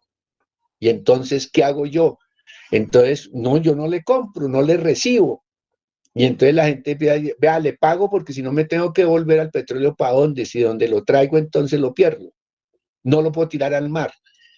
Y el crudo Brent en Europa, que había cerrado por la mañana, que va a demorarse en caer y no cae todo, en las mismas fechas, 6:38 esta mañana, entonces vean cómo empieza a caer el petróleo. Los verdes es cuando se recupera, pero nos va a mostrar desde el 17 de mayo, después de que el precio cayó a 0 en Estados Unidos, en Europa, en el Golfo de, ahorita les muestro el mapa, empieza a subir. Hoy abrió a 32 dólares y estaba perdiendo a las 6 de la mañana 81 centavos, porque para las 6 de la mañana era de Colombia, 10 de la mañana allá tienen otro uso horario. Pero a mí lo que me interesa para poder mirar mis cosas es cómo se comporta el precio de la onza Troy de oro, que vale 32, son 32 gramos. Y vean, cuando uno empieza a mirar cómo entonces pasa todo eso, pasa a dólares, los dólares, a la relación dólar-euro, porque con ese es que miramos el precio nosotros del café.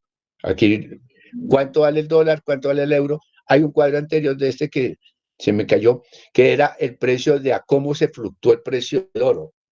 Pero aquí lo que me interesa es cómo la relación dólar-oro, porque nosotros el café lo funcionamos con esto. Y entonces, más o menos 1.8, que ha estado todos estos días, significa que nuestro dólar está a 400 pesos, pero nosotros exportamos café en dólares y nos entregan pesos. Entonces, para nosotros es importante. Pero la pregunta es esta, mire, estos son los buques petroleros. Todo lo rojo. Si ustedes ven en la parte derecha, donde dice México, ahí llegan los crudos Western Intermediate. Y aquí están las rutas. Eso es lo que está pasando en el mundo. Con el coronavirus, resulta que las reservas de petróleo se han copado, las refinerías, los tubos, los almacenamientos, porque el consumo ha bajado. Colombia está bajando. Colombia está cargando solamente el 40% de la energía. Las refinerías están a mitad, menos de la mitad, porque no hay buses, no hay carros. Y en los puertos del mundo se acabó. Este es el mapa de hoy 6 de mayo, empezando a calcular la pandemia. ¿Dónde están acumulados los buques? ¿Sí? Y entonces, ¿quién les recibe petróleo? Porque el consumo está parado. Y entonces, claro, esa es la discusión. Arranquemos con la industria, pase lo que pase. Eso es un poco para mirar el problema del petróleo. Y entonces devolvamos. Por eso yo terminaba diciendo, espérese, cierre ya esto y no lo vuelva a abrir. Y váyase para la paginita donde está la conversa. Eso, listo. Entonces vean el problema. El día que yo entré a trabajar al petróleo, 4 de julio de 1969, ya es hora que me jubile. Un trabajador, me pusieron de ayudante de un trabajador petrolero, un viejo petrolero que había entrado a la industria a los 14 años. Y ya estaba viejo, ya lo iban a jubilar, y me dijeron, usted le ayuda a él y usted aprende con él. Y él me sentó y me dijo, olvídese, todo eso que estudió, eso no sirve para nada. Pero por me contrataban, bueno, pues yo, asustado, primer día del trabajo, me dijo, vean, usted entró a una empresa que no tiene patrono. Yo miré, esta empresa es del país. Nosotros los trabajadores petroleros creamos esta empresa. Y nosotros le respondemos al país por lo que aquí pase. Me hace el favor y se lee este libro, donde está cómo hicimos esta empresa, y me lo trae leído para mañana, porque eso es lo que usted tiene que defender. Yo pues me fui asustado, orinado del susto, no sabía dónde me había metido, no sabía qué pasado. Carlos Iván Vélez se llama, creo que todavía está vivo, sí debe tener como 100 años ya. Bueno, pero me marcó porque era mi primer día de trabajo y yo no entendía que era una empresa sin patrono y no entendía qué era eso. Y me pusieron a trabajar eso y entonces empecé a mirar todos los datos y a eso le quedé la vida. Y era mi trabajo y aprendí a mirar cómo se costeaba eso, cómo era el costo. Me tocó aprender inglés para poder saber qué eran todas las palabras en inglés con que se manejaba el petróleo, no había palabras en castellano. Bueno, y toda la vida, pero fui aprendiendo eso. Después, como lo dijeron al principio, me dijo, ¿cómo así que usted no se afiliara al sindicato? Si fue el sindicato el que creó esta empresa, y el sindicato me puso a estudiar. Que economía, geología, todas las... y lo aprendí en el oficio. Yo lo aprendí en el oficio y en el oficio me recorrí todas las petroleras del país. Pero siempre aprendí de los viejos. Yo siempre aprendí de los trabajadores. Y entonces, usted terminó bachillerato, sí, entonces averigüe esto. Y me pusieron a estudiar y pues bueno, venga, nos reúne y usted nos explica lo que fue y estudió. Entonces aprendí estudiando una cosa con la otra. O sea, para mí fue muy bello, me caminé el país y fui aprendiendo y a contar a ellos mismos. Me decían, entonces vaya ahora, cuenten tal parte. Y me recorrí todas las petroleras, el sindicato me puso, creamos una cosa de educación y a partir de toda esa educación, después me dijeron, bueno, váyase para la universidad. A mí mi formación la pagaron los trabajadores petroleros, los obreros petroleros pagaron mi formación. Es mi deber morar. Eso soy yo. Me angustia que me jubilen. Esos libritos que vean ahí no son decorados, no son una foto. Yo guardo los papelitos y los libritos que recolecto en las conferencias. Bien, ese es cómo mirar los actores. Oye, es un problema político. Todos menos mal tenemos ideología, todos menos mal pensamos diferente. ¿Qué tal que todos pensáramos igual? La vida sería hartísima. Y entonces aprendí qué hacen los trabajadores, quién produce, quién se queda con la plata, cómo se busca el petróleo, dónde está. En la violencia, en toda esta época de guerra, recorrimos las petroleras y cómo los compañeros morían, por qué era eso, y fue buscando y aprendiéndolo. Yo lo aprendí, fue en la industria, y ahí aprendí entonces a ir a construyendo los actores, y con unos y otros, y la universidad, entonces combinábamos con la universidad y la universidad, aprendíamos, y fuimos armando la cosa. Es decir, es una pasión. Si me quitan esto, no sé qué hago. Viene todo el problema de, ya me enteré un poquitico qué pasa en la pandemia, pero viene el problema de la filmina 14. Esa filmina 14, donde lo que tenemos es cómo es la integración suramericana. Porque otros nos han pensado que nosotros nos pensamos como un puerto, nosotros éramos Cartagena, pero después nos acabamos el río llevando cosas para Cartagena y trayendo pianos para Bogotá. ¿Qué pasó con las regiones? ¿Cómo fue la formación colombiana? ¿Dónde surge el Tolima Grande? ¿Qué es el Tolima hoy? Y va mirando uno el desarrollo del país y la integración del país y va encontrando que otro nos está pensando como puente, pero ahorita en América Latina todo el mundo estamos peleando, todo el mundo está peleando eso. Si le metemos candela a la Amazonia, o la sembramos de vacas, o es necesario conservarla. Pero hay otros que vienen en el mundo por debajo. El problema es, ¿qué es lo que ustedes... Yo encontré lo mío, ya lo mío va desapareciendo, ya hoy el mundo es otro. Yo lo que puedo contar son esas historias de eso que encontré. Hoy las preguntas están cambiando. Hoy la gente habla por el medio ambiente, como la juventud se pregunta. Hace 20 años decían, pues si se derrite el páramo, gocémonoslo ahora, que eso se va a derretir, eso no hay tiene nada que hacer. Hoy la gente dice, ¿cómo hacemos para que el páramo no se siga derritiendo? ¿Cómo hacemos para que el páramo vuelva a recuperar su parte blanca, su nieve? Hoy nosotros acabamos el río Magdalena, y hoy lo tenemos en Bogotá como alcantarilla. La alcantarilla nuestra es el río Magdalena, antes es el río Bogotá. Ricaute, ahí en la frontera del Tolima, es el pueblo más contaminado de Colombia porque tiene que aguantarse todas las detritus excretas de Bogotá. No nos importa qué pasa en el río a 17 millones de colombianos, pero eso solamente en la medida de la relación habitante-naturaleza es que lo podemos comprender. Y cómo pensar por debajo de la naturaleza, ahí es donde está el desafío. Entonces vean entonces que ahora yo creo que el país va a ser diferente después de que salgamos de esto. Porque mostró el modelo que en Bogotá, por ejemplo, el 60% de la gente vive al día. Es decir, construimos un país donde la gente vive al día. Así sea médico, bacteriólogo, recoja basura, sea peluquero, toda la gente vive al día. No existe una forma de trabajar. Es decir, a mí me aterra que haya 58,000 odontólogos en este país, pero que viven al día porque es las consultas. La salud no es de todos. Mi salud está en un sistema bancario. Un señor dueño de un banco es dueño de mi salud. No sé qué va a pasar. Pero es dueño también de mi vejez. No sé qué va a pasar. Y entonces está dando en la angustia si el señor se muere o el señor quiebra o cosa. Y entonces, ¿yo qué hago? Pero la generación siguiente, ojo, lo que está mostrando es que la generación siguiente no va a tener jubilación. La generación siguiente ya le demostraron que no tiene salud. La generación siguiente la queremos encerrar en la casa a mirar qué mundo.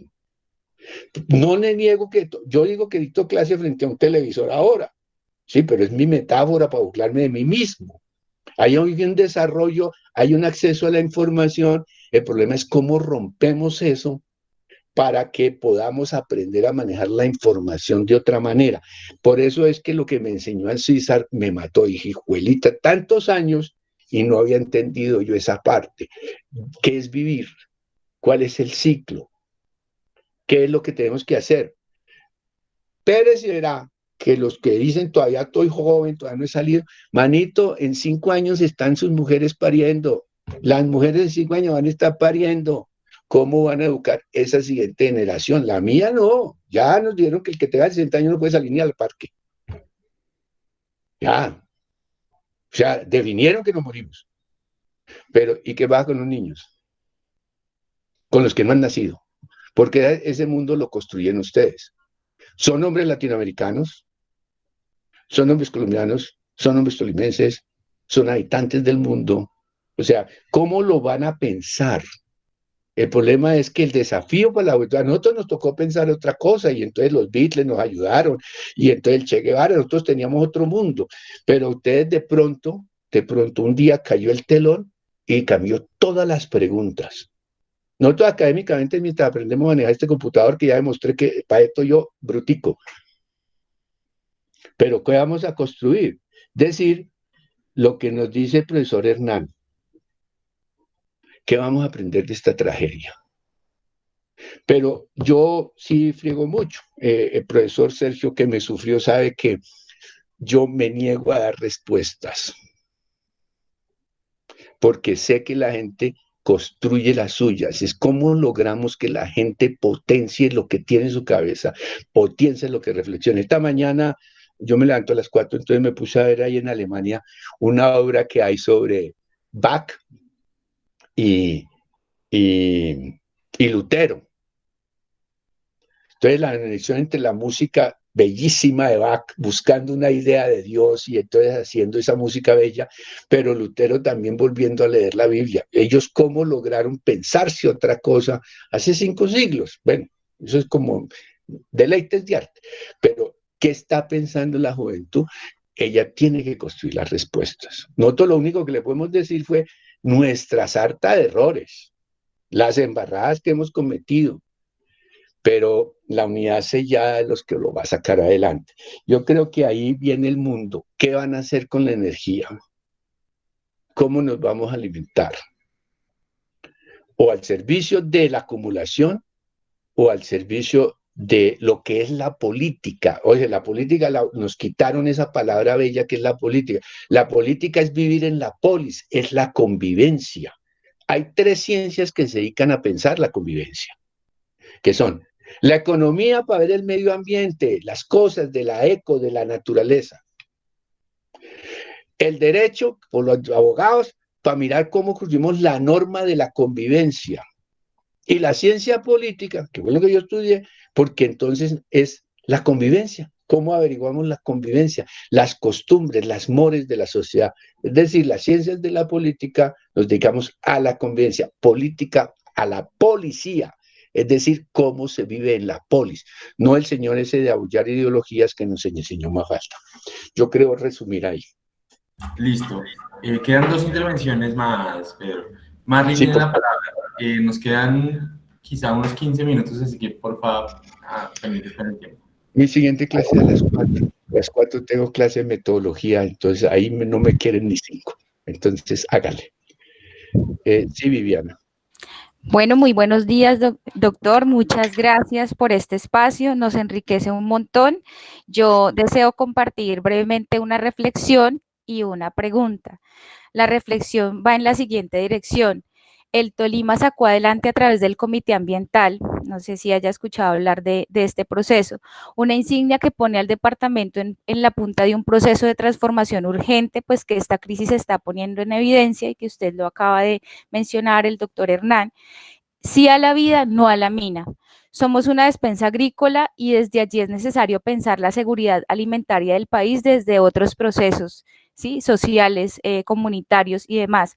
Ahora debemos volver la mirada a una economía que se reinventa, ¿cierto? Tal vez una economía más de los sures, es una forma de decirlo, y esto nos está demandando otra manera de pensar, de actuar y de sentir nuestro presente y de todos los procesos que como academia estamos construyendo y que en este momento de crisis nos ponen necesariamente a pensar, por ejemplo, si decimos este año vamos a estar trabajando desde la virtualidad, cómo cómo no dejar los procesos, cómo poder trabajar, cómo poder articularnos con la comunidad y ser coherentes con este momento que nos está demandando otras formas de trabajar, ¿cierto? De alinearnos con nuestros principios políticos.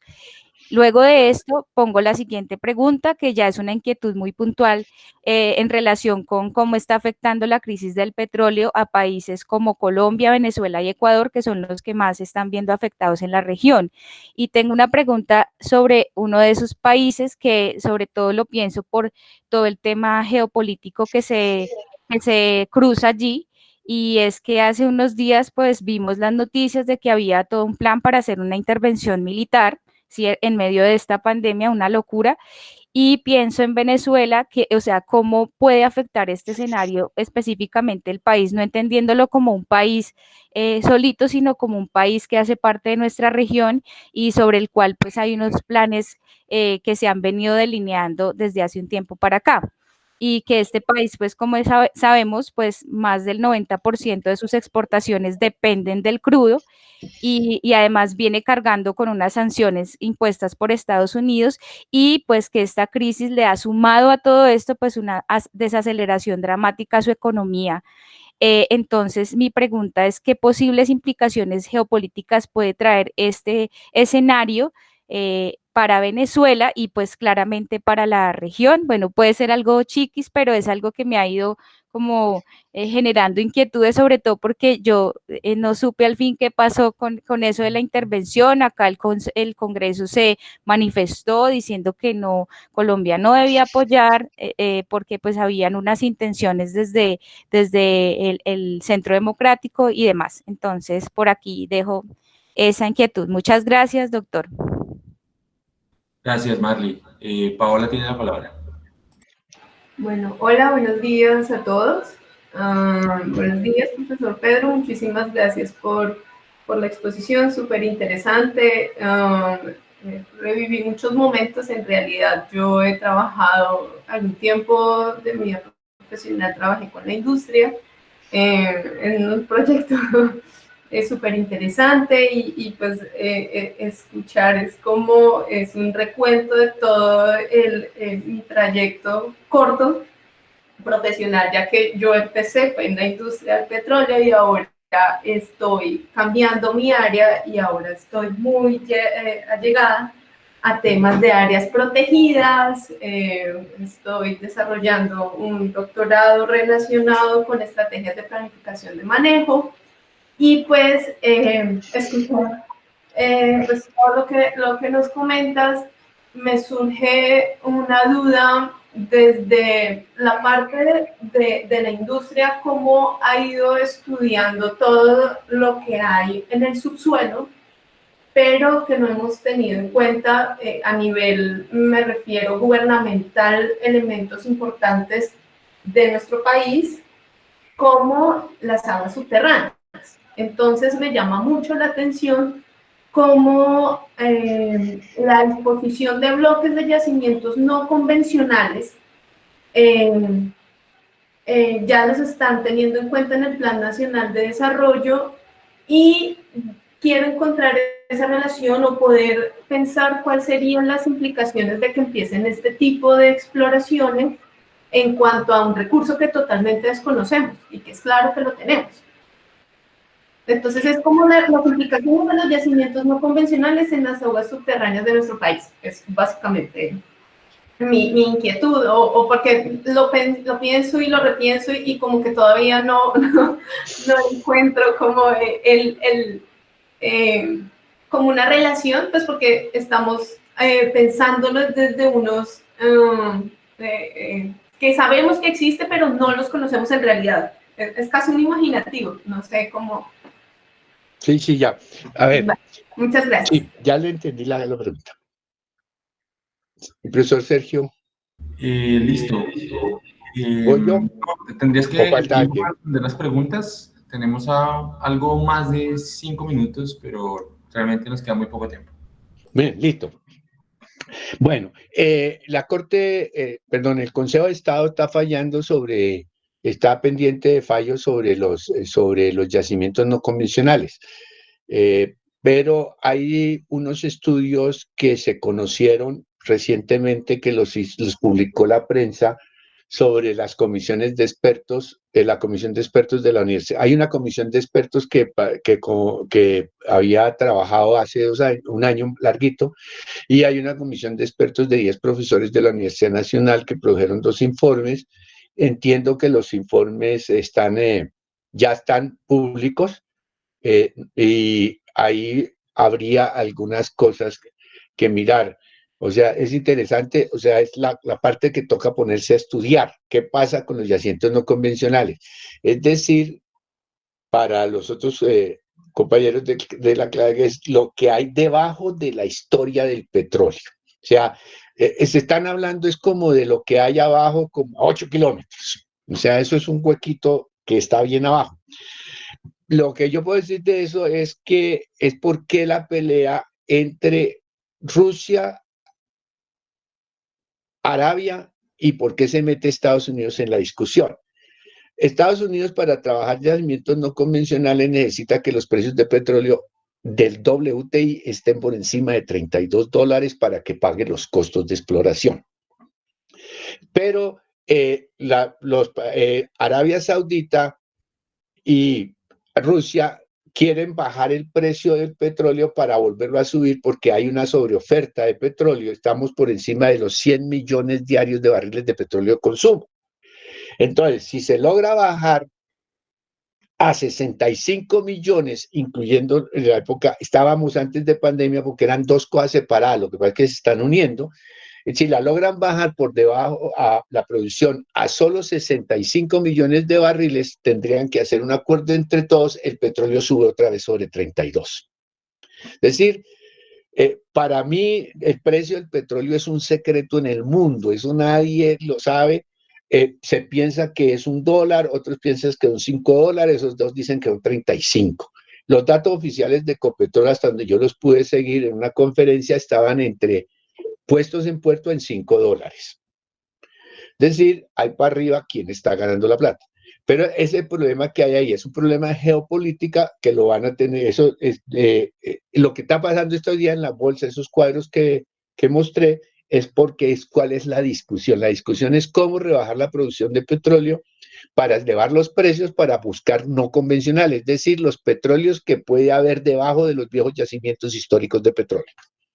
Una manera caricaturesca de decirlo, pero ahí yo creo que para su tesis, profesora Paola, le serviría buscarse esos 2 documentos. Creo que Sergio, hablamos un día algo de eso. Bueno, por Sergio hablamos a ver si nos acordamos. Pero de todas maneras, para Viviana, era, ¿qué es lo que está pasando en Venezuela? Su merced, hasta diciembre del año 2008. En Venezuela había 60.000 para unos 80.000 millones de barriles de petróleo. O sea, tenían petróleo como para 35, 40 años a los niveles máximos de exportación. Pero cuando se hizo el estudio en diciembre del 2008, 10 de diciembre del 2008, cuando la CIA dijo que había ahí 350.000 millones de petróleos, explotaron las reservas mundiales. Esa curvita verde que vimos, que se volvió una columna grande, Venezuela tiene petróleo a su máxima capacidad de producción para los próximos 300 años. En Arabia Saudita, que era el que más tenía, tiene petróleo para más o menos 200 años, al máximo nivel de producción. Entonces, teniendo usted una reserva que siempre la ha controlado, porque los buques, las claves para manejar los buques que sacan el petróleo de Venezuela por Petrobras, no los maneja Venezuela, se manejan esas claves en Estados Unidos. O sea, el gobierno venezolano no puede parar los buques, no puede arrancar los buques, los arrancan en el estado de Texas. Entonces, el control que tenían, cuando viene toda esa discusión bolivariana, entonces viene el problema de quién apropia las reservas. No es quién ese tiene el título, no en qué suelo está, sino quién apropia a futuro las reservas. Es decir, si yo contrato con una compañía por 30 años en el suelo colombiano para sacar unos millones de barriles, él es dueño. Cuando yo hago un contrato cuando yo hago un contrato petrolero, lo que hago en el contrato es ceder una propiedad de la nación. Le digo, tómela, sáquela, y de ahí deme algo. Pero en la producción geopolítica, manejar las reservas venezolanas para los Estados Unidos es estratégico. Entonces le crea problemas. Si manejan el precio o si se tiene un sostenimiento económico que no le favorece a la inversión norteamericana. Es como así el resumen de la cosa. Listo, Pedro, muchísimas gracias por la intervención, muchísimas gracias por la presentación, muchísimas gracias por el tiempo aportado pues a este grupo que, como ya decía Julio, somos un grupo de profesores jóvenes explorando intereses y desarrollando nuestro rol docente, unos más jóvenes que otros. Y creo que va a ser, digamos, una buena luz que guíe el trabajo y los intereses de algunos de nosotros. De nuevo, pues, muchísimas gracias por haber participado y esperamos que próximamente puedas estar con nosotros, si es posible. Este viaje me lo debo, eso sí, algún día voy. Listo. Perfecto. Bueno, muchas gracias y muchas gracias a todos por haber asistido al seminario. Que se encuentren muy, muy bien. Que tengan muy buen resto de día.